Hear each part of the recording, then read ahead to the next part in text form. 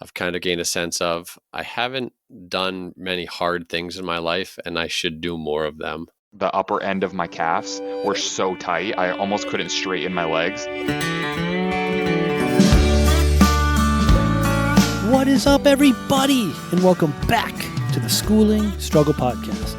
It is our belief that the only guarantee in life is that we are all going to struggle, and how we choose to embrace our struggles is what empowers us to become the best versions of ourselves. How's it going? My name is Pete, coming to you from Heartland, Vermont, and with me is my friend and co-host Todd, coming to you from Washington State. What's up, Todd? What's happening, Peter? All is well up here in Vermont today. It was a beautiful, beautiful day to go for a walk. Oh, nice. You done any walking recently? Not really. I walked away in the lawn. How long ago was it that you walked 100 miles in a couple days? That was on, the 100-miler was last Veterans Day. Okay. Not this one, but the one before that. And then we did, I think, 70 miles this Veterans Day. Awesome. I ask you that because the focus of tonight's conversation is on a long walk. Oh. And I have two gentlemen that I'm really psyched to chat with this evening that recently went for a walk. Share with you the details in a moment. But first, I want to introduce them. We have Doug Anton and Eli Seal. What's up, fellas? Hey. Hey, good to be here. Hey, welcome back. We had some audio issues first time through, but we are back in action. For those dedicated listeners, they recently heard Doug Anton's voice in a past episode titled Financial Fitness. And at this point, it is one of the most listened to episodes of all time in our series of podcasts here. So, Doug, thanks for making the podcast so great. I think you say that to every recurring guest, but we'll wait and see. We don't, actually. Yeah, we don't. Other than Slammin', who comes on once a month, you're the second timer. It's an honor. Welcome back. And welcome for the first time, Eli. Eli Seal, 29-year-old from Lebanon, New Hampshire, works in IT and is really good friends with Doug, who is a friend of mine from school. Doug and I shared a teaching space. We got into a lot of cool conversations, never mind all the conversations we got when we were sharing a room throughout our time in Morocco this spring. But I'm really excited to bring you guys both on because recently you went for a walk. Do you want to give us a little bit of background on what it is that you did? Sure. So Eli and I, our friendship really started from our time playing basketball together. And over the past few years, especially, we've been enjoying watching the Celtics games together. And so about a month and a half ago, in the middle of the Celtics playoff run, we were watching the game. It was not going well. They ended up losing. And we're kind of sitting around the couch afterwards, vibe and morale is low.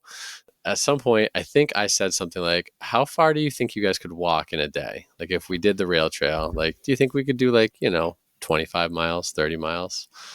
And Eli, you tell me what your recollection is of that. So Eli, I'm going to interrupt real quick before you get into answering Doug's question or your recollection how the whole thing started. Can you just give us a little bit of background about yourself? What do you love the listeners to know about you, to give a little context to the listeners before we get into the conversation? Sure. I grew up in this area, went off to school down in Virginia, and I came back, which I did not think I would, to work at a tech startup, which was very fun. All the way through school, I worked 2 jobs, worked 80 hours, did full-time credits, and the whole idea was to get out of school with no debt so I could choose to do whatever job I wanted. And so I decided to leverage that and take an internship at a tiny little startup making chemical sensors called Fresh Air Sensor up here in the Upper Valley. And that gave me a ton of ability to try a lot of different things, wear a lot of different hats. And that allowed me to step into a role in IT, which has kept me here in the Upper Valley. And it's allowed me to really embrace a life of balance, have a really good work-life balance. I have a lot of friends. I play a lot of sports. I like mountain biking. I like spending time with my family, who's also from here. I like hiking. I like adventures, and that's just a little bit about me. I'm super social. I love hanging. I love chatting. So it's exciting to be on the podcast today. Awesome. And for those that might not have heard Doug's episode, Doug, I'm asking you to just give a quick little background about yourself as well before we dig into the depths of the rail trail walk. Sure. So my name is Doug Anton. I teach social studies at Hartford High School. Specifically, I teach a couple upperclassmen level elective classes. The first is called Justice, which focuses on criminal justice and law and right and wrong, and politics, and touches a lot of really interesting kind of topics and conversations. But the thing that's really mostly up my wheelhouse and my passion is my personal finance class. I teach that, usually 2 or 3 sections of that per year, try and provide our students with a sense of the fundamentals of personal finance and personal wellness so that they can set themselves up for a life of whether it be financial independence later in life or simply comfortable retirement, or just figuring out how do I get a car loan, or how do I figure out rent and budgeting, things like that. So what physical fitness is to you, personal finance is kind of to me, although I'm not sure to the same level that physical fitness is to you, but I'm getting there. The listeners of this podcast know that I'm a big believer in the mantra, in order to achieve what we want to achieve, we must be willing to give up what we want now for what we want most. And I think that doesn't ring any more true than with financial savings. And it's really fascinating to me how physical fitness and financial fitness kind of parallel. And it's really fascinating how delayed gratification and all these different things play in. And you have to be willing to drip for long periods of time in order to achieve things that you want to achieve. So thank you so very much for sharing the backstories. Now let's get into the walk.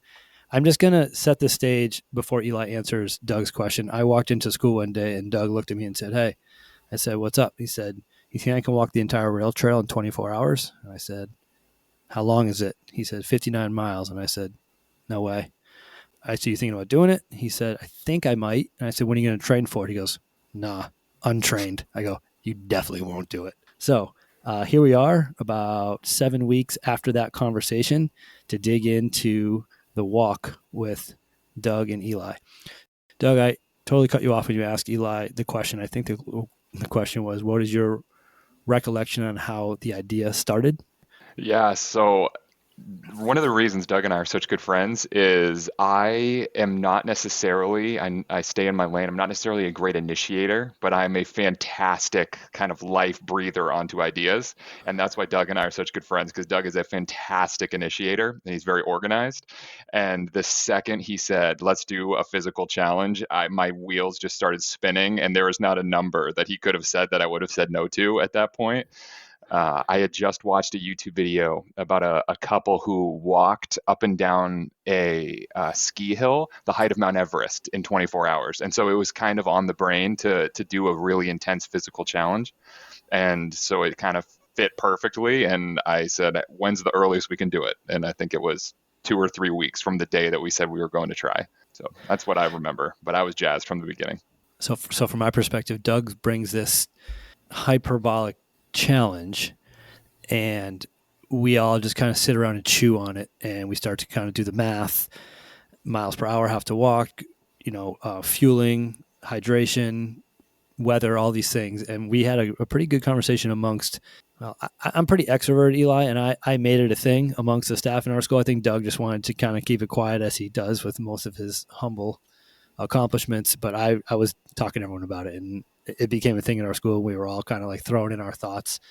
And I said, untrained, all it takes is one little nag or one little tendon or ligament or something to be uncomfortable to kind of drag the whole thing down. So before we get into the nuances of your walk, I'm just going to give I did a little research on the Lebanon Trail, which is also known as the Northern Trail. It was created in 1847 for the railroads. And back then, you could get a ride on the train from here in Lebanon, New Hampshire, down to Boston, and the fare was $4.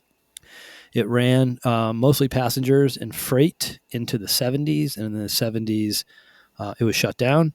And then in 1996, the state of New Hampshire bought all 60 miles of it for $5 million to convert it into a rec trail. And it still wasn't totally usable because there was lots of obstacles and fallen trees and broken bridges and tunnels that were busted. And the snowmobile clubs in New Hampshire are the ones that kind of got around to cleaning it up, fixing it up, and making the majority of it passable. And like Doug said, it is, depending on who you talk to, 59 miles in length, going from a town called Boscawen, which is just north of Concord, New Hampshire, the capital of New Hampshire, to Lebanon, New Hampshire, which is close to where all three of us live and in the town that Eli lives in. So I'm so fascinated by just struggle in general, whether it's unanticipated struggle that is exerted upon us in our lives or struggle that we take on.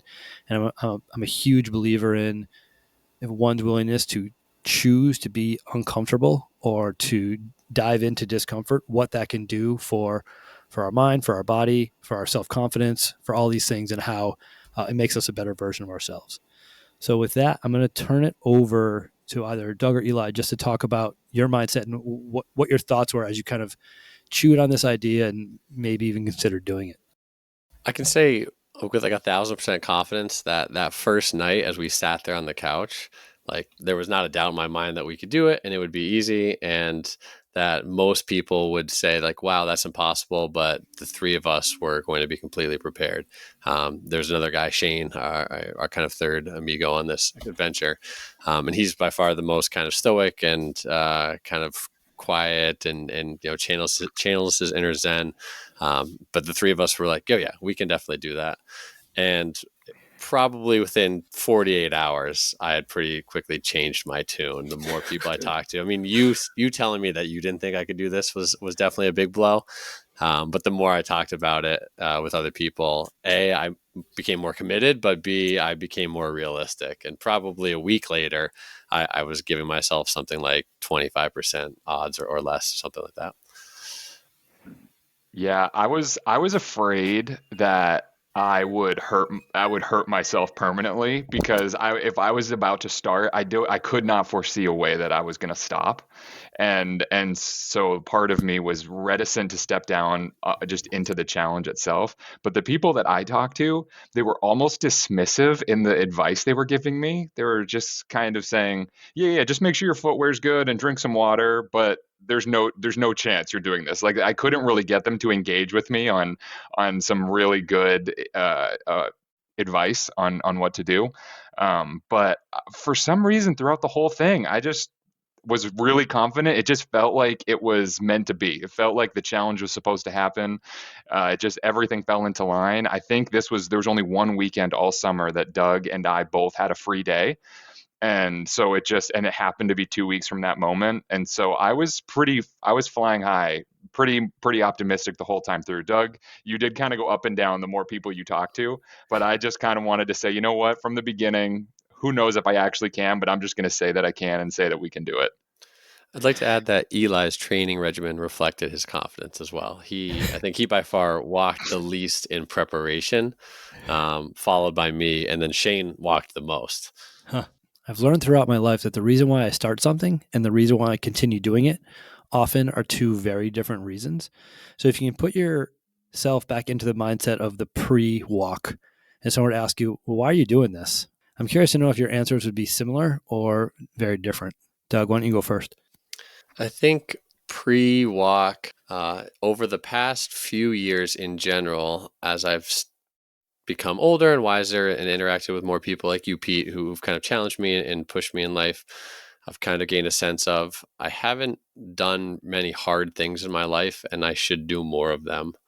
And whether that is, exercising more, eating better, being kinder, being more thoughtful about how I spend my time, my money, etc. But physical challenge. I've always enjoyed hiking and being outside. And I think I remember saying this to you in the hallway one time at school a few days after the idea originally came up. But I've gone through much of my life without truly feeling like I've pushed myself. I've been very blessed to have found, I would say, I guess, a minimum level of success in a lot of different areas, but not really excelling in any one. And so really wondering, like, what really am I made of and what can I do when I'm really put to the test? Eli, before you jump in, I'm just going to share with the listeners that for me, I was a little trepidatious for Doug because I've launched into these types of challenge and done hopefully not irreparable damage to my body, but quite possibly. We'll see how it all plays out in my later years.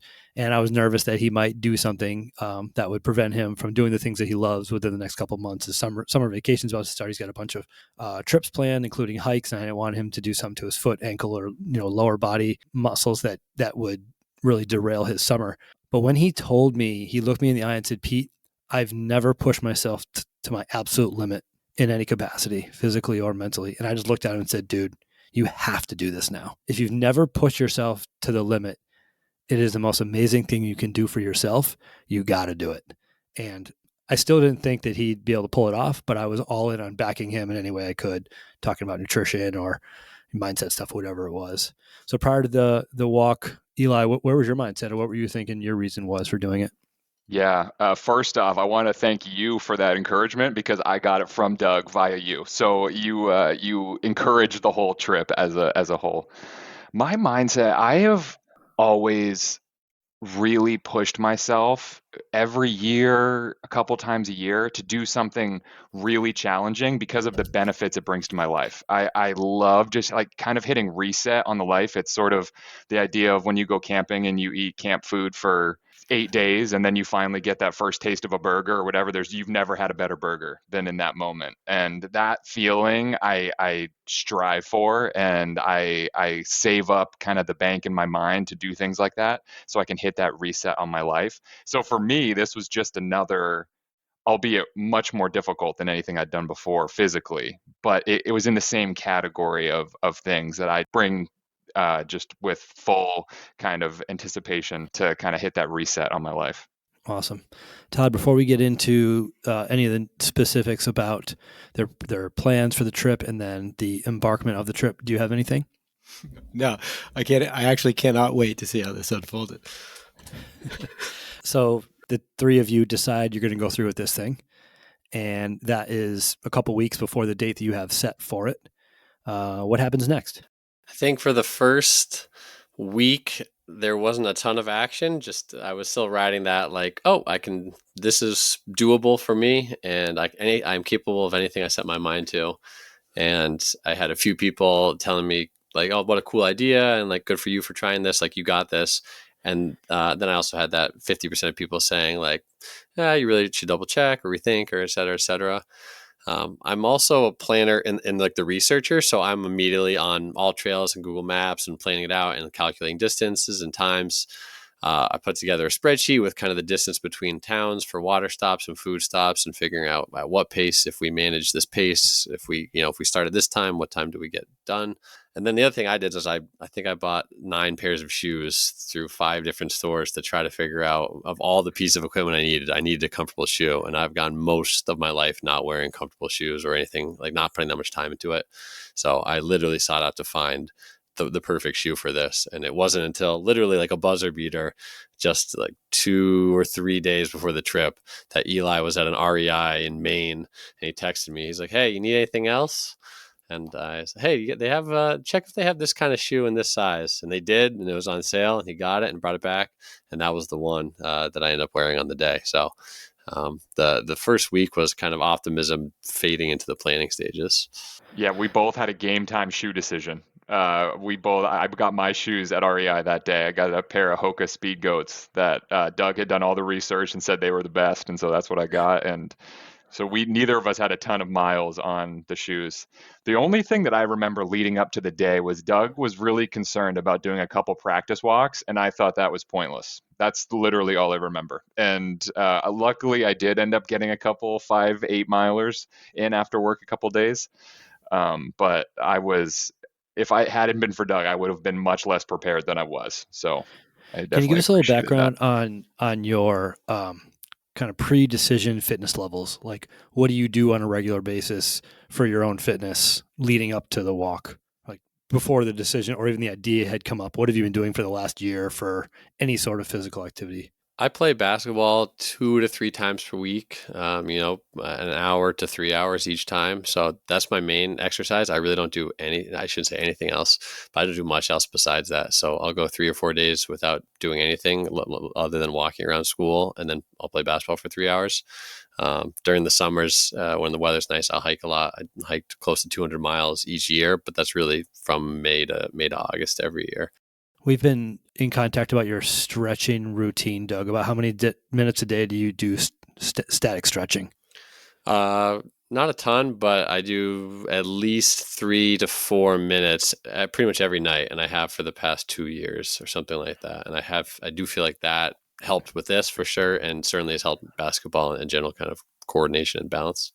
You have a specific focus routine that you do the same stretches for this hold for the same lengths of time during that 3 or 4 minutes. Yeah. Okay. Yep. Yeah. Cool. Eli. I do not stretch. I should stretch. My fiance has been desperately trying to get me to do yoga. She thinks it'll help me get injured less playing basketball. But I actually have a very similar routine to Doug. I play basketball 2 times a week, sometimes 3 times, and then I go to the gym every probably 3, 4 times a week. I have a shoulder injury. I'm somewhat frail, maybe, but I'm always kind of needing to pick different routines that I can do with the different ailments that I have at certain points. So it's nothing heavy, but I do and try to be active and go to the gym a couple times a week. Part of the reason why I had doubts was because when Todd chose to do his 100-mile walk, and I believe, Todd, correct me if I'm wrong, if that was over 3 days, and after that you suffered some pretty serious foot discomfort that derailed you from running, which is something you do fairly regularly. Weren't you running like a half a marathon a month at that point?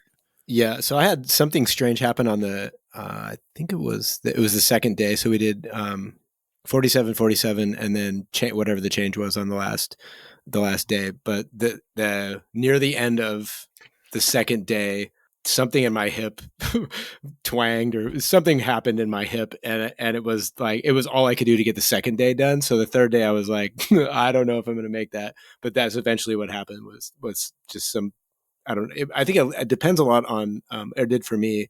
It depends on the type, on what you're walking on, right? So a lot of ours was on city streets, and then it would be, mostly on pavement or concrete. But if you're off road or on a trail that's a little bit softer, I think that would be different. But yeah. And then and I ran all the time up to that, because I was running half marathons every other week up to that. And then the walk. But yeah. So my thought was, if Todd's doing all this running and he hurt his foot, how are you going to be able to pull this off untrained? But I also failed to take into consideration that Todd is 20 years older than Doug. I was going to say. I think the elasticity in the tissue matters. All right, if you want to walk us through kind of your last steps before leaving, and then we'll get into the launch of the walk.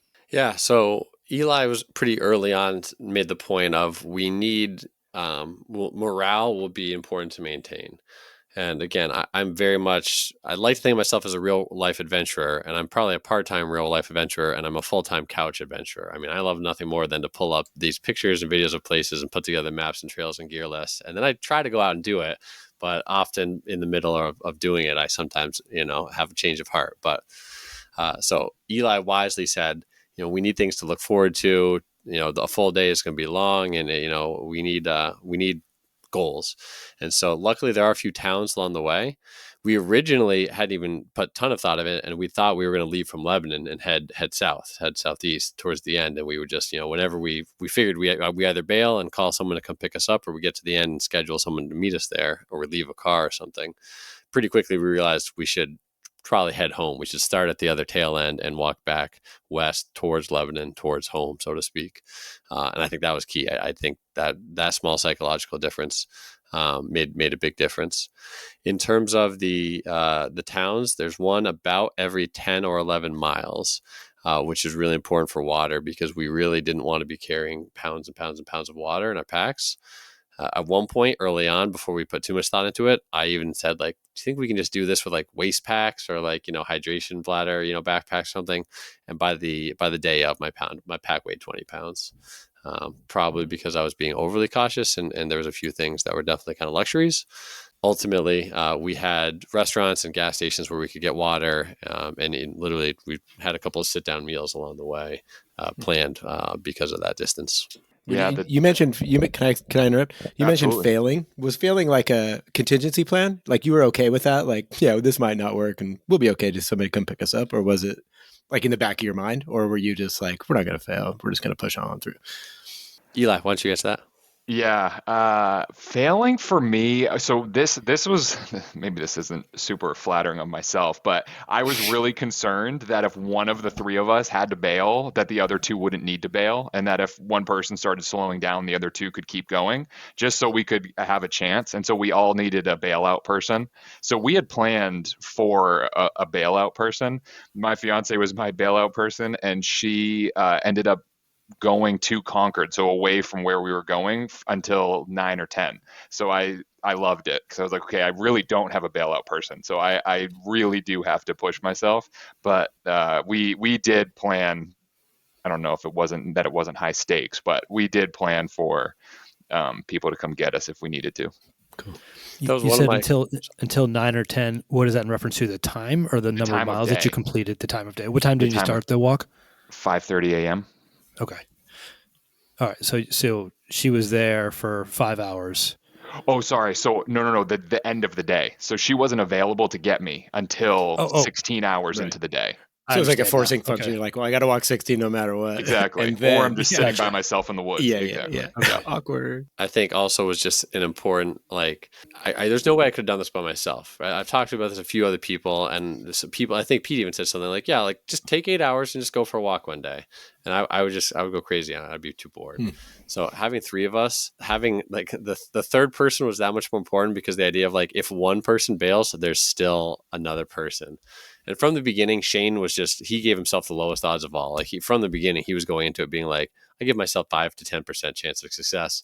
I will probably bail around mile 30. Like that was his mindset going in, which I think made it easier for Eli and I to kind of like play hero a little bit more. And that like, well, Shane, like he probably won't be able to tough it out, but like we'll have each other, and we'll get there in the end. So it was again an unintended kind of benefit of the multiple people, is this kind of like pushing against / with each other. So much of what I'm reading right now just keeps coming back to experiences are real when shared, and just the power of human connection. And we talk about it a lot on this podcast, but truly what connecting with other people can do for us. And this is a really, really great example of that. So before you take your first step, you have a plan, you have a pace that you want to keep, Doug. And then the other question I want to ask is, just because I nerd out on this stuff, in as much detail as you can give, I'm curious to know what each of you brought with you when you left. So my spreadsheet, which has become infamous now, of course, but we did a couple of practice walks, which sounds like a ridiculous concept when you say it out loud, but we took several practice walks in the weeks leading up for it, and pretty much always it was like we literally did an hour, like half an hour, maybe 2 hours. And of course, for like three tall, younger guys, we were walking fairly quickly, full of energy and optimism. And so we'd look at the pace at the end and be like, oh, like 3.3, 3.4, 3.5 miles per hour. Like we can keep doing that. Like I could definitely do that another hour. And then like, if I could do another hour, I could do another 16 hours. And so we kind of set the goal of 3 miles per hour as an overall pace for the day. Figuring we would walk somewhere above 3 miles per hour.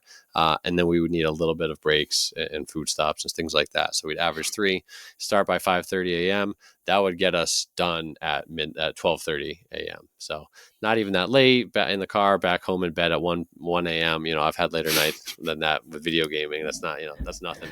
So that seemed pretty reasonable. And I kind of anchored myself to that time. Yeah, and when you shared that with me, I still had a whole lot of doubt, because to maintain that over 24 hours, including stoppage time, is a challenge. The average walking pace is what, like 3.25 miles an hour, something like that. The average person like walking down the street. I would guess even less than that. I think probably less. As tall guys, we were getting over only slightly over 3, not that much more than I thought. What did we do, Eli? I think we did the longest you and I did was a 12-mile walk, about 4 days before, something like that.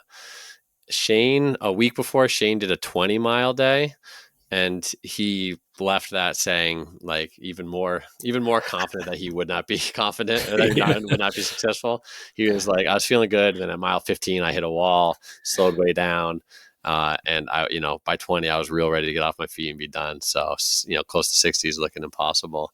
So Eli and I were smart enough in our strategizing that we decided not to push it that much into the double digits, just so we didn't know what we didn't know. But in terms of other prep stuff, I think really just we talked a little bit of nutrition and food, like what we should try to eat the day of. And I think we super hydrated. I think we all just chugged water for the 2 full days leading up to it. Tried to eat a bunch of carbs the night before and the morning of, which is the only time I've ever really put that much thought into what I ate before any kind of performance. Even when I hike, I eat pretty crappy. And so I had like a big bowl of oatmeal with like blueberries, and I feel like that carried me much of the daylight, or at least the early daylight hours. which is something to learn from, I guess. Yeah, I remember a day or two before, whatever it was, there was donuts going around school, which is a very normal thing. And you're like, Pete, I don't think I should have one because I should be eating healthy before I walk. I said the exact opposite. I said you need as many calories in your body that you can put in there in the next 24 hours as possible. So if you're ever going to eat a donut, this is the time to eat a donut. He's like, oh, great. And he grabs a donut. Starts Double munching on down. the donut. I don't think I've ever heard Pete Driscoll encourage or support donut eating before, so I had to take advantage. I just knew on my bike ride, Eli, in 2008, I rode my bike from California to Boston, and riding home was a major motivator for me. But I was eating 8,000 calories a day, and I was eating a lot of donuts. So What'd you average per day? 90. On the day of the walk, Eli even at least tried. I'm not sure were you successful in keeping track of all the calories he consumed during the walk attempt as well. I did. I consumed a lot of calories. Actually, I'll pull it up while we're talking, but it was in the neighborhood of 10,000. One other thing we haven't actually brought up yet in the preparation stage was, and Eli, I'll let you kind of tell your side of it with the fundraiser. Oh yeah. So we did this on a Friday, and so it was partially selfish, but it ended up turning into a good thing. But I work at Hypertherm, and we have community service time that we can take for different causes and different things that you can do to volunteer your time. And so I was like, is there any way we can turn this into a fundraiser, turn this into something positive that then I could use my CST time, and then we can also I'm getting married later this year, so my vacation time is very low. And so in order to make this happen, I was like, let's do something positive with this. And Doug jumped right on it and built out a fundraiser page. And it ended up, we chose to benefit the travel fund, which Doug, I know is really important to you. And I guess now, Peter, you've done a trip as well. So hopefully we can help some students do that in the future. Yeah, the trip that Doug and I went on was a global citizenship trip for kids at our school. And they're not super cheap to go on. And there are scholarships for kids that will help fund that trip for them, which is really cool. So thanks for raising some money for our Nice kids. work. Yeah, absolutely. Right. I want to know what was in the bags, and then let's get into it. Let's see. So I packed my entire backpack the night before, and then the morning of, I switched to a different backpack, which is like classic me. But I think ultimately I had a 3-liter water bladder that was full of water. I had a 1-liter water bottle on the side, and the idea with that is I would add my like hydration powder to that, or the little energy caffeine boost later in the night was the plan to add to that.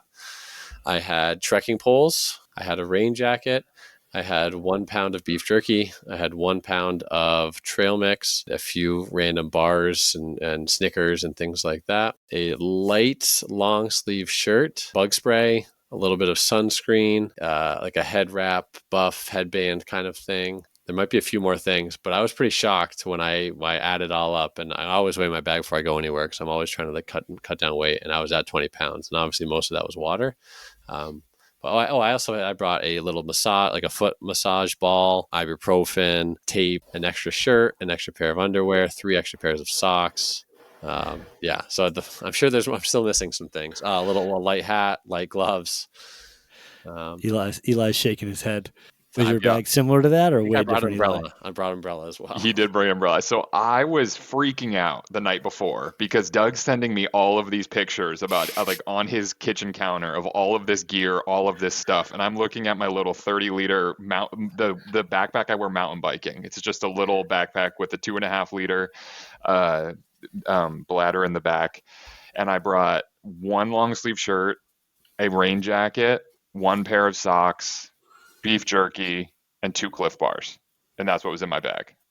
But that was what was in my bag. And so I was very nervous as Doug was going round and round and round, sending pictures and hyping us up about all the prep he was doing. And I was just looking at my stuff, my little pile of stuff on the side. And but anyways, Doug, the one time Doug did bail me out during the walk is a pair of socks. And so my socks got wet in my backpack, and Doug had all of his containers in Ziploc bags, very organized, very dry. And so he ended up bailing me out. So that was very much appreciated. So the morning of the hike, what did you get for sleep the night before?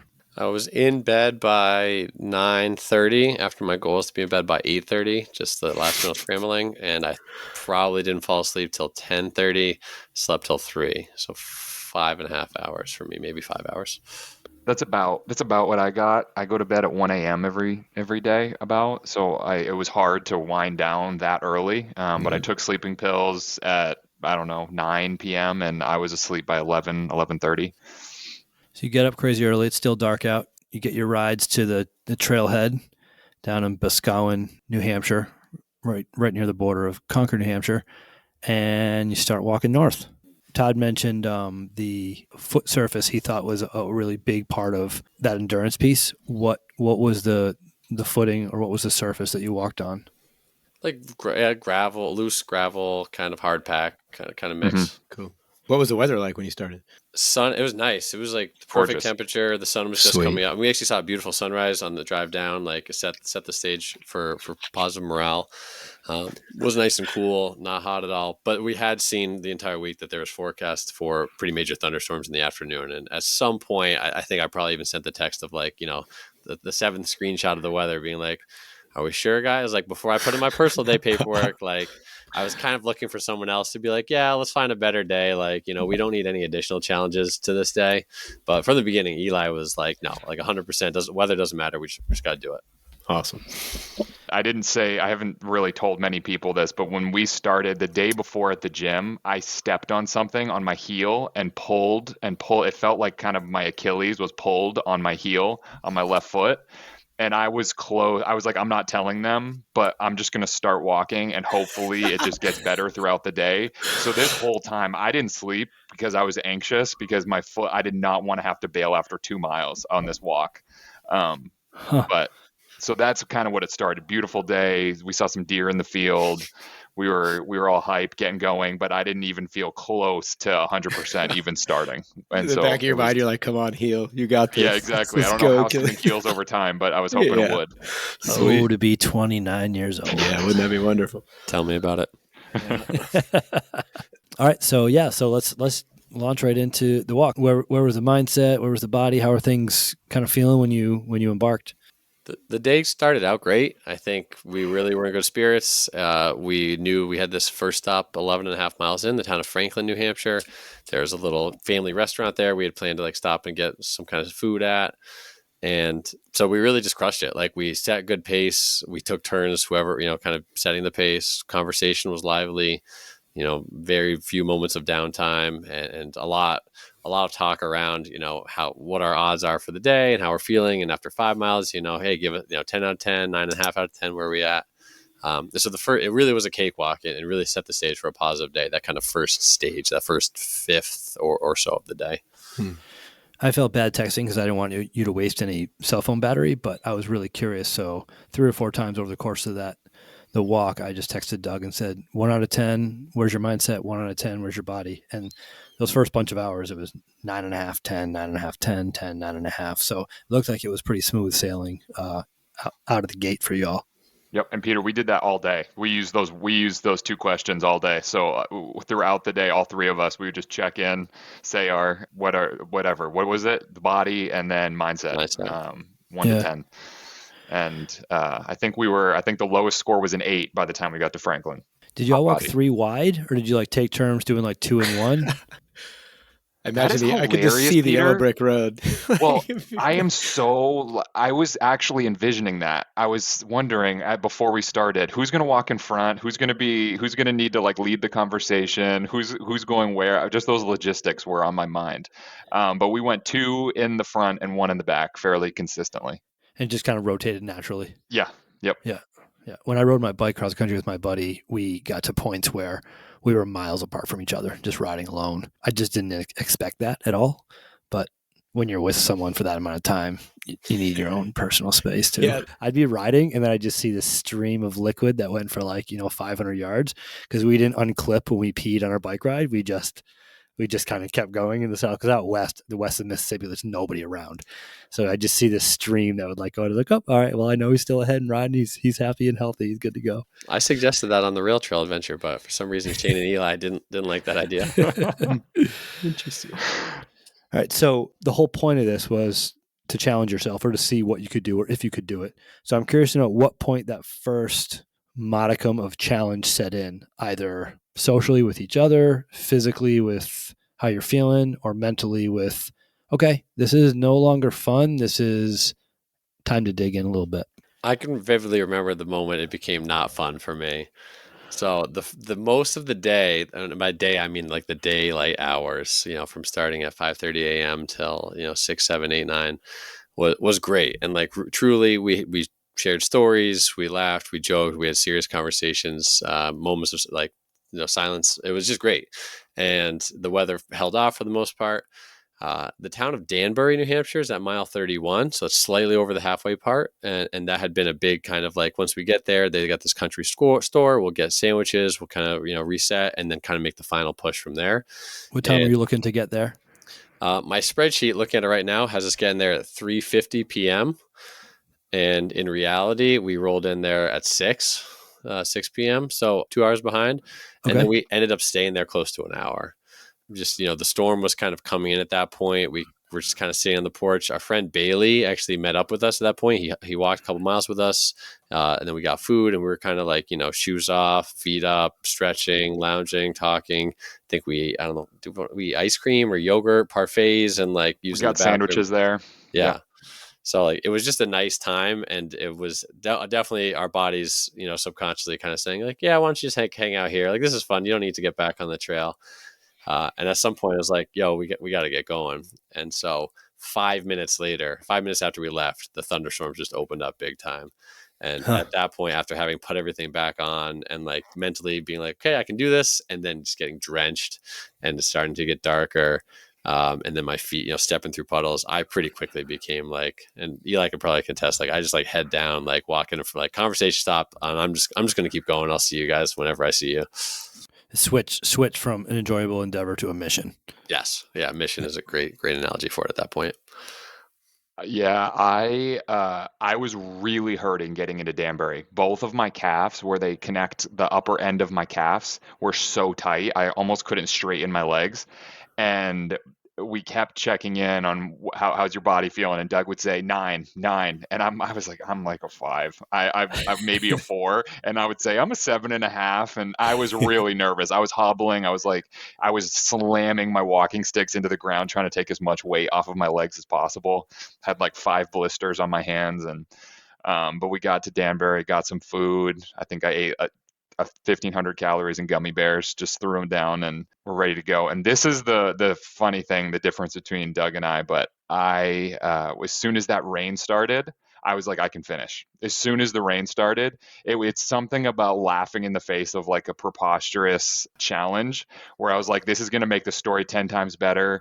And also, for whatever reason, talking and thinking of conversation made the time go a little bit slower for me. It was great because it kept the boredom away. But when I knew I could just put my head down and like bend my legs and just power through, and then it's raining, I'm soaking wet, it just kind of made my inner self laugh, and I just was ready to roll. And so when Doug was kind of going down and afraid that was going to be like the mindset was shifting, mine, I just like hit a different gear. Then I was ready to roll. So if it hadn't rained, I don't know if I would have made it. This is so cool having both of you on, just to see the dichotomy of thought process as you made your way on through this. Huh. Todd, you got anything? No, I know I could just put myself in that position. It's so funny because I'm the same way. I'm just put your head down and we're just going to go. Like that's how I'm the same exact way. Like there's no way we're not going to finish this. So you stop at the halfway mark, you get a nice break, sit down, you eat, you gear back up, it starts to pour, and then you're going. And yeah, so take us through the next piece of it. The mental point of being more than halfway felt pretty good, but there was also a point of like looking at each other and thinking, yep, we're 55% of the way, but we still have 20 something miles to go. And our bodies don't feel like they did at 5:30 this morning. It's now 7 p.m., 8 p.m., 9 p.m. It's now getting dark. Weather forecast isn't looking better. And, we're 2 hours, 3 hours behind whatever we thought we were. And we ain't going to make up that time. We're not going to get back to that pace we thought we were going to. So the end just kind of getting pushed back, which is one reason why I say it was a mistake, I think, for me to be so optimistic in my kind of pace stuff. Talking about expectations, I really had set these expectations for myself. A, that I could do this and that it would be relatively easy-ish. And B, that, we'd be here by this time. that the weather be great, that like, there wouldn't be all these things. And then when I was faced with those things, that didn't change the physical aspect for me, obviously, but my mindset definitely took a turn, at least momentarily. And it took kind of cajoling of my co-walkers here to like bring me, kind of shake me out of it. Did the goal change at all? Was it like, hey, let's finish this thing within 24 hours to, let's just finish this thing to, well, let me just do 1 mile at a time and I get as far as I get? Did that ever shift at all for you? I think the goal was always 24 hours or less. And that's why it was nice to have the pace spreadsheet to at least say we have some wiggle room, like we're still within the ballpark. And mentally, I was always doing the math. Like if we had gotten to a point where we still had 5 or 6 hours left and we weren't on pace for that 24 hours, I think that would have been a different conversation of like, we got to pick up the pace. Or, I mean, I don't know, does it become easier to bail then? Maybe if the goal is like less attainable. But certainly just move the stick to 50. Like 50's fine. We can just do 50. Exactly. But the three of us were just we're fairly mentally committed to like, if we make it, I think we said in the morning, if we can once we get to halfway, we definitely have to finish, or I guess other way around. Once we get to like, end field, only 7 miles left, we definitely make it. Work backwards. If we're back to Canaan, we've almost done the practice walks from Canaan before. So like, we just kind of kept shifting that. And Danbury was one of those parts where like, we're halfway. I'm not, I didn't spend my whole day doing this just to not have it done. So, we're kind of committed. I was just going to say the grimmest part that for me was it was dark. It had started raining and we had a full marathon left. I remember distinctly that moment where we had those 26 miles and my calves were hurting me. And I was like, I know my brain is going to be able to finish this, but I'm not sure if my body can. And I was a little nervous of what that was going to look like over the coming 6 to 8 hours.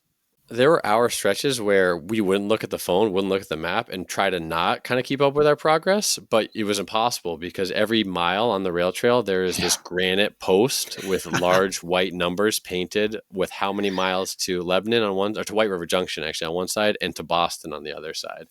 And it literally became the bane of Shane's existence because he was really meant to, like, he just didn't want to. He's like, don't tell me, I can just keep walking. And it would just, we come around the corner and, 43 miles left, 32 miles left, 20 miles. You just couldn't miss it. So Doug, you mentioned after the break and it started to rain, that was a low point for you. Would you be able to specifically identify a moment where you thought it wasn't possible? The low point for me, the first one was definitely hitting that rain after Danbury. And then I would say there's two more. The second one came about maybe 9:30, 10:30 that night. We thought it was a good idea to listen to an audiobook of one of those, Navy SEAL guys who's like done all this really tough David stuff. Goggins. David Goggins. Can't hurt me or whatever. Yeah. And Eli was in charge of that. And I was like not opposed to the idea at all. Like I kind of like the idea, but Eli, like, I don't know if he chose the wrong chapter or what, but it was just like childhood. And it was just a series of terrible things this like guy had gone through. And it's like, he's being abused and it was just terrible stuff. And it wasn't the like feel good, overcome, adapt, to like be strong. It was just like these terrible things happened to this terrible kid.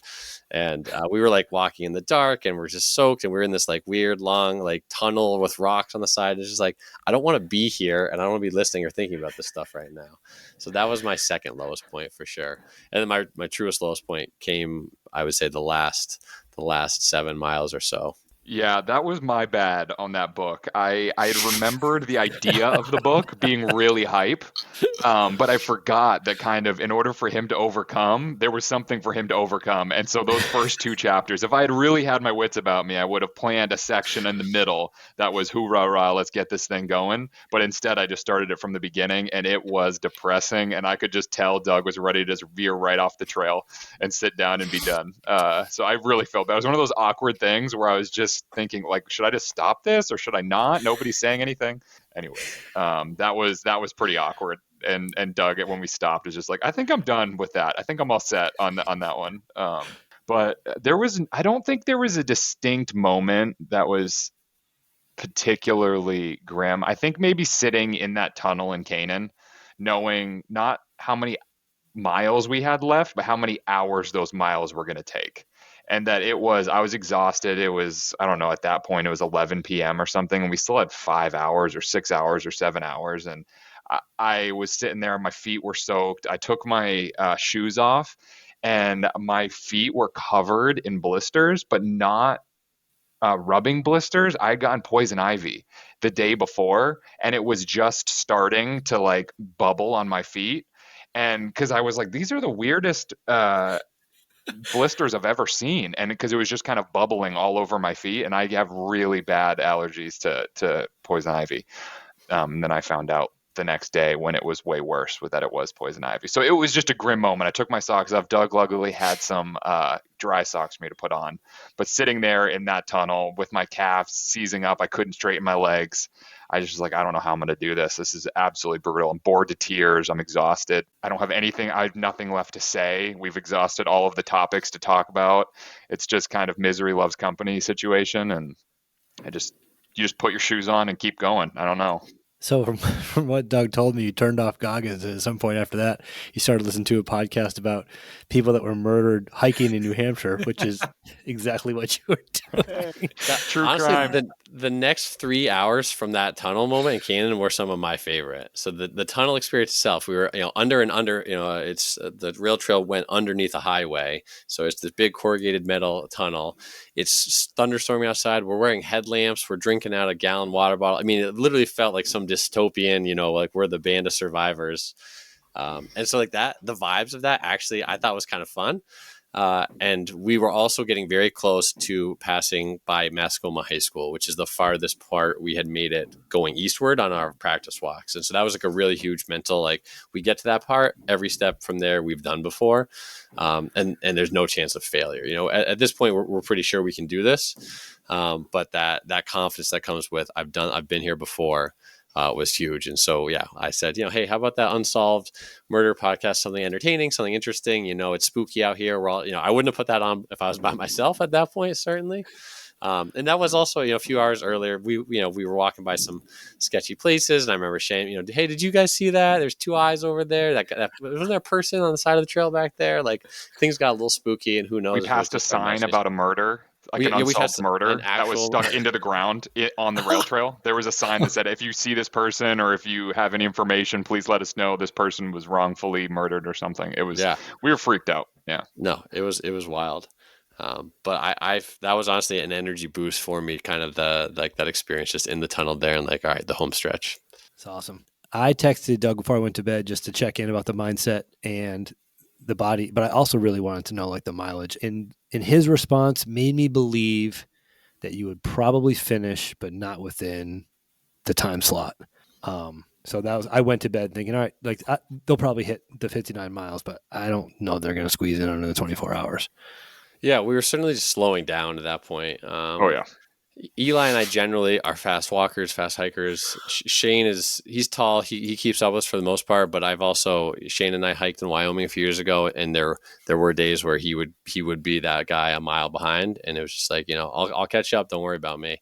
So we were at that point in the night where the three of us had no problem kind of matching each other's pace. There'd be, like I said, a natural pace setter. And at this point in the night, it became clear that Shane's pace was just slowing down. And it was becoming more frustrating, selfishly, for Eli and I to like get ahead and then wait for him to catch up and then keep going, or to try to slow ourselves down. And I think Eli, you said that right. It takes more energy for a person who walks fast to like kind of slow down naturally. And so I don't think it took more than 3 times of like us getting ahead, Eli catching up, us getting ahead, Shane catching up, for Eli and I to kind of look at each other and be like, yo, like, can we talk to Shane and see if he's good to finish this up by himself? Like, we felt bad. If we were, 3, 4, 5 miles out, I think we wouldn't have considered it, but we were far enough out and we were in enough, I wouldn't use the word pain, but discomfort and wanting to be done, that every kind of minute mattered, at least to me. And so we let Shane catch up to us, and we're like, hey, Shane, question for you. Think you can, how bad a friend think you can finish is what you said. You think you can finish? Yeah. Yes. You're right. Exactly right. Think you can finish? He said, oh yeah. Like, I'm 100%, I'm finishing. Like, okay. You have extra headlamps, extra batteries for your headlamp. You got enough water. You got phone service. All right. Well, we're going to power on ahead. Call us if you need anything. But as long as it's okay with you. And he's like, oh yeah, I got this. We were in a stretch that we had done before. Now it was by Mascoma Lake. It was pretty comfortable situation, pretty well developed and whatnot. So we really didn't feel that bad about leaving him.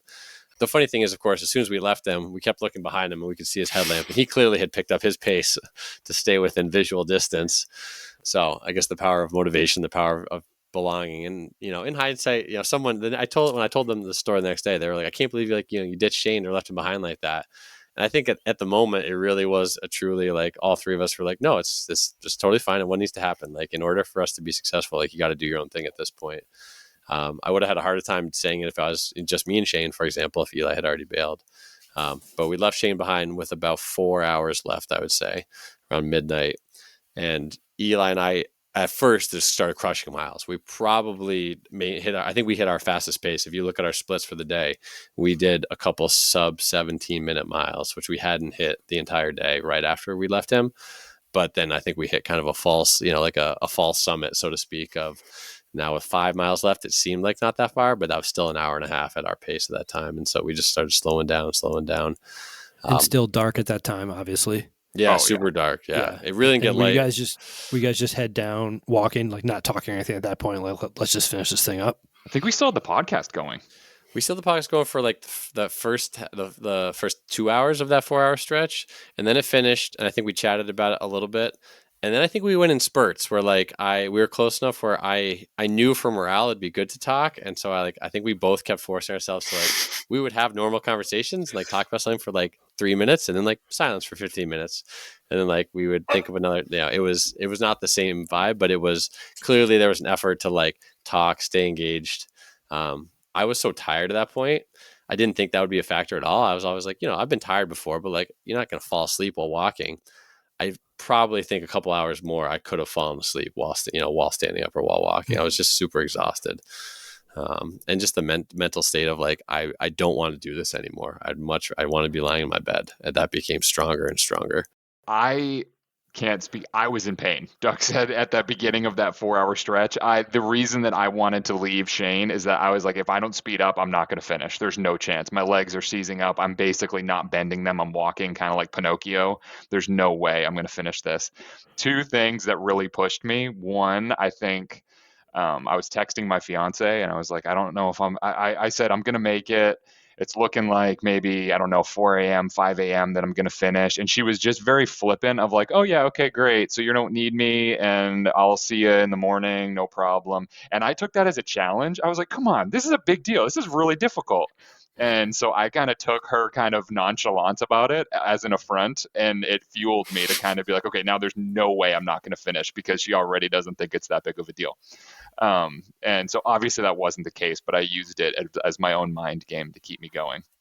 And then I think that push when we left Shane challenged Shane to speed up and kept us moving fast. And I think that might have actually been the catalyst that got us over that hump and got us to finish, at least me, because I was in so much pain at that point where I just don't know if I could have finished. But I was like, okay, it's the boys. We left him behind. I feel bad. We got to earn it. We got to push. We got to go fast. And so that's what we did. And we just grinded out some miles from 1 a.m. to 3 a.m. So what ended up being your total time? 59 miles in how long? 22 hours and 15 minutes, something like that. Nice work. Yeah, we finished at 4:01 a.m. You proved me wrong. That was a big motivator for me. Was proving you wrong. That was the plan. I truly, in my heart, didn't think you'd do it, Doug. Just untrained. I know you hike, but I just didn't think that you'd pull it off in 24 hours. And I told you that because that's what I believed, but also, and I shared this with Doug prior to his walk, when I rode my bike across the United States, all my family and friends before I left were like, oh my gosh, like, you got this. We know you can do this. You're so strong mentally and physically. You got this. And they were all super supportive, except one of my older brother's friends looked me in the eye and goes, there's no way you're going to get back in time for the first day of school. My timeline was I left the first day of summer vacation and I had to be back for the first day of school. So there was my kind of hard finish. And he's like, there's no way you're going to do it. And when we were riding through friggin' Utah with a headwind, standing up in the saddle, I look at my cyclometer, I'm going 3.4 miles an hour, pedaling as hard as I can. It was the one dude that said, you're not going to do this, that really, really motivated me to do it. So I was hoping in a way it would motivate Doug, but I'm not going to sit here and say that I said that just for that sole reason. I actually really didn't think that you'd do it. So kudos to you. That is so friggin' cool, in my opinion. And one of the reasons why I think it's so cool is because you didn't have anything to gain from it other than an investment in yourself, and maybe the investment in your relationship with each other and the memory. But you didn't win a prize. You didn't get any kind of glam for it. There's no glory in that. Like, you could have pulled out any time and your life wouldn't have changed one way or another. You're still going to have your jobs and your families and all the stuff, but you pushed through the discomfort because you set a goal for yourself and you want to finish it. And I just think, I mean, that's a whole different episode right there in and of itself, the mindset piece. But I just think it's so cool. And Eli, Doug, and Todd have heard me say this many times, but I believe the only guarantee in life is struggle. And if we are willing to take on challenges, it equips us. So when unanticipated challenges come, we are more mentally and physically prepared. And what y'all did, I think, is so cool. And then Doug goes, my real goal is to finish it in 24 hours. And then I always play basketball on Sundays. So 24 hours after I finish, I plan on playing basketball. And I just laughed. I was like, you have no clue what you're getting yourself into. And Doug comes in the Monday, he goes, oh, by the way, I played basketball too. I'm like, what? Honestly, that might be what I'm most proud of. Go for it, Doug. I was just saying that might be what I'm most proud of. Not that I did the stupid walk, but Saturday morning I woke up and I was in so much pain and I couldn't move. And I knew I didn't hurt myself big picture, but I was like, I'm going to be out for the next month or plus. Just walk around school is going to be a challenge or whatever. And then Sunday morning I woke up feeling slightly better and I moved around. Pete, you texted me, drink water, stay moving. And then I had to go open up the gym so the guys could play. So I show up to open it up, and then it's like, I'll shoot on the side. And then I shoot on the side, and it's like, no, I can't hold back. And Eli wasn't there, so it was a little easier for me to play. But Eli, what was your recovery like? I was hurting. I didn't sleep that night. When I got home, I probably slept 3 hours. I was in so much pain. I couldn't stretch out on my bed. I took a ton of Advil. And the next day we had a party at our house. My fiance was throwing a party. We had like 20 people coming over, and I didn't want to talk. I just wanted to sleep, and I was limping around. And then I actually didn't play basketball until yesterday was the first time I'd played. I was legitimately injured. I had strained both my calves. I couldn't even go for a kind of our evening walk after dinner for a while. So I had really put my body through it. But Sweet. Peter, like along the lines of what you were just saying at work, I say a lot that it's a lot easier to steer a moving car. And there is so much benefit in just getting out and doing something, and you can surprise yourself. If you just give yourself the power to just start, it's amazing what your body, what your mind can do if you just get the car rolling. If you just start the rolling, you can be shocked with where you can end up. And I've found that time and time and time again in my life. And this is another one where if I had been on the couch and somebody said, get up and walk 10 miles, I don't think I would have been able to. But since I was already out there, I could walk 10 more miles, even though I was in a ton of pain and struggling. So Sweet. Yeah, it reminds me of the cliche. If you fall on your face, that's a good reminder that you're moving forward. At one point, my motto had become, you can always take one more step. And I really had envisioned that if we had failed, like the guys would have gotten me T-shirts with a picture of like, me sitting crying on the side after we bailed at mile 42 with like a quote by Doug Anton, you can always take one more step. But luckily that did not come to fruition. So what was your biggest motivation in your darkest times? Like what kept you going? For me personally, I still have and this relates a little bit to my sense of teaching and who I am as a teacher, but like I feel like I am still a 15-year-old kid that can do whatever I want and that I'm capable. My body can do the things I want it to. And, I don't need to kind of play by the rules that like, society or the older generation or, the kind of grown-ups, quote unquote, tell you, or, I've always grown up with people, you can't play basketball twice a week, like you got to have your family or you got to have your job or you got to do this or that. It's like, why can't you do all of it and do all of it well? So it's a saying, you don't stop doing fun stuff because you get old. You get old because you stop doing fun stuff. Exactly. And that mindset is exactly what I'm trying to embody right now. My brother was on a ski lift with a gentleman that looked like he was quite old. And he said to the guy, excuse me, I hope you don't mind me asking, but how old are you? And the guy was skiing alone. My brother was skiing alone, so they were riding up the lift together. And the guy said, I'm 82. And my brother said, so what's the secret? And the guy said, the secret to what? He said, you're still skiing at 82. And the guy said, do you notice I'm skiing alone? And my brother said, yep. And he said, it's because all my friends and family stopped. The secret sauce is to just never stop. Mm-hmm. Yeah, for sure. I love it. I'm extremely extrinsically motivated. For whatever reason, if somebody knows I'm doing something, I'm going to do it so well. And I know that. And so I put systems in my life where people see things so I know it like holds me accountable to what I've said I'm going to do. But there was just no way with the volume of people that Doug had told, with how many people on social media that had seen it. And then there was part of me that just was never going to stop. But in the grand scheme of things, I was excited and hyped just because of how many. It was just such an impressive feat, and it was preposterous that we were doing it. And it was just on the really dark moments, I was like, "There's no way I can stop." And all of these people that are inevitably going to ask about this and have to tell them that I didn't finish. There's no way I'm gonna let that happen. So, Doug, was this the most that you've ever pushed yourself mentally or physically up to this point in your life? Yeah, I think so. It's the combination of both. In my master's program, I've written like 70-page papers or things like that. Some of the parenting things or relationship things in my life, have been challenging. But certainly, I can say without a doubt that this was the hardest thing I've done in those last few miles, especially. I can remember both smiling and kind of crying inside. This is the hardest thing I've ever done, and yep, you're going to do it, but it doesn't change the fact that it's terrible right now, and I don't want to do it, but I'm going to, and I can. From a very selfish standpoint, one of the highlights of it for me was when I went into school after your walk. Doug looked at me and said, "What do you want to do? Let's set something up.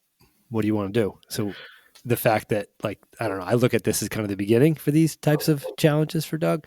I absolutely love it. I spent my 20s and 30s doing this kind of stuff. And, I fished in Alaska. I did all a bunch of different crazy stuff that was really challenging physically and mentally. And I love that stuff. And I've definitely, my greatest asset is my greatest weakness. I've hurt myself a number of times trying to complete certain tasks or trying to, land in a certain place in the leaderboard or any of that kind of extrinsic stuff. But I just love challenges. I just think it's so, so, so cool. And I'm excited to dig into one with Doug.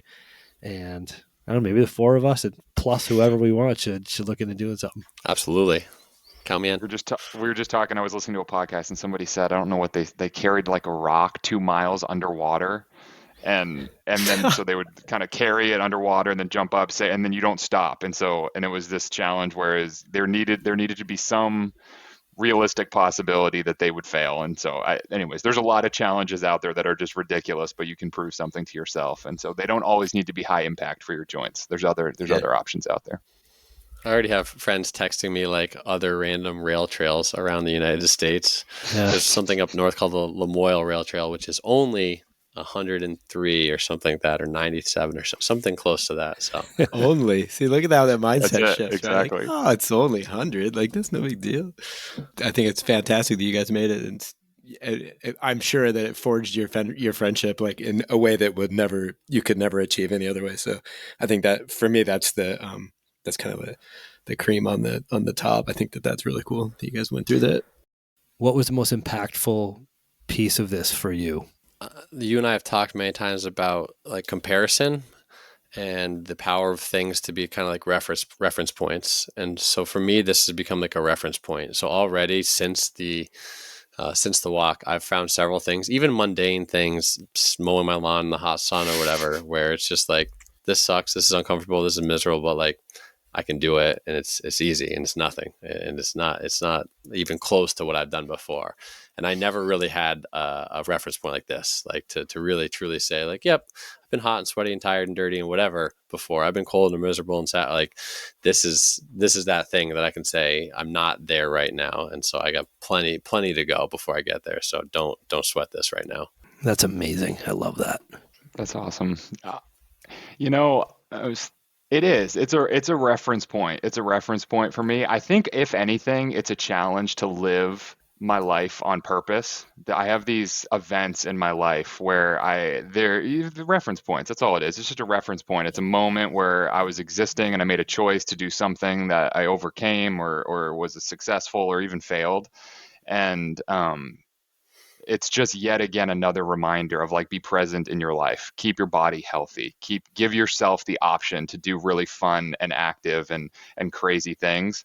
and surround yourself with people that push you to do things that you don't think you could do otherwise. Surround yourself with people that challenge you and that are vivacious and engaged in their own life. And choose your friends wisely, because that's who you're going to become.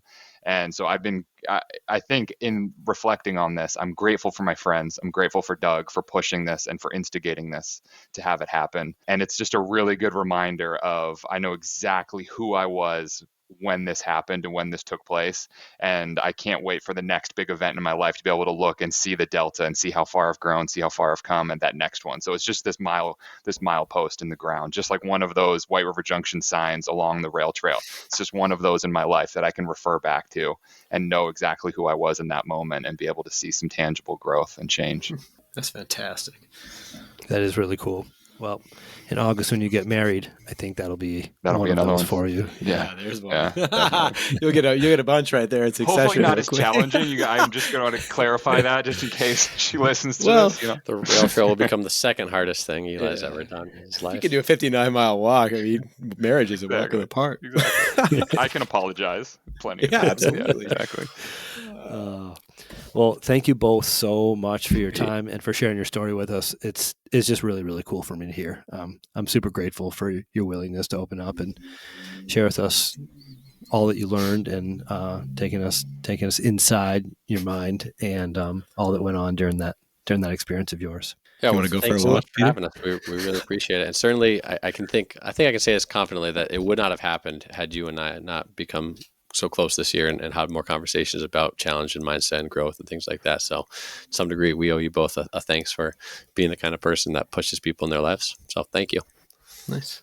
Yeah, sometime we'll have to bring you on, Doug, for number thrice, and we can talk about throwing up and all that goes on with being sick in a foreign country when you're sharing a 4 by 8 foot space together.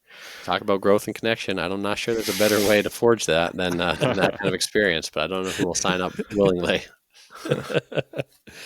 Well, to all the listeners out there, on behalf of the School and Struggle podcast, we appreciate your ears.